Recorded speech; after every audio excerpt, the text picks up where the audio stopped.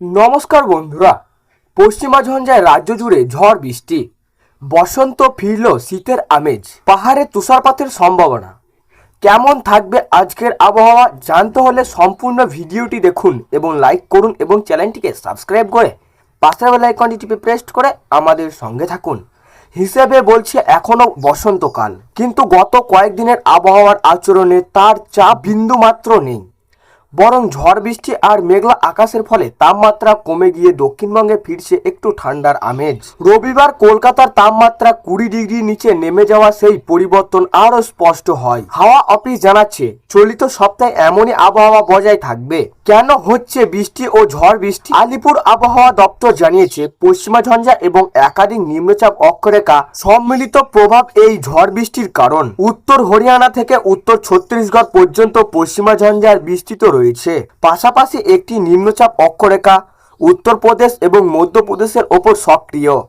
এদিকে বঙ্গোপসাগর থেকে প্রচুর জলীয় বাষ্প ঢুকেছে, যা বৃষ্টির জন্য অনুকূল পরিবেশ তৈরি করেছে।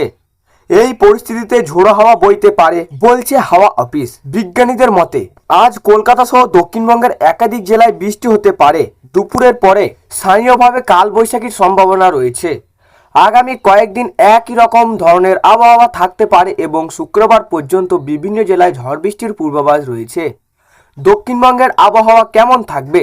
দক্ষিণবঙ্গের পুরো সপ্তাহ জুড়ে ঝড় বৃষ্টি চলতে পারে, যদিও ভারী বৃষ্টির সম্ভাবনা নেই বললেই চলে, তবে হালকা থেকে মাঝারি বৃষ্টিপাতের আশঙ্কা রয়েছে। বিশেষ করে উত্তর 24 পরগনা, দক্ষিণ 24 পরগনা, পূর্ব মেদিনীপুর, পশ্চিম মেদিনীপুর এবং ঝাড়গ্রামে বৃষ্টির সম্ভাবনা বেশি।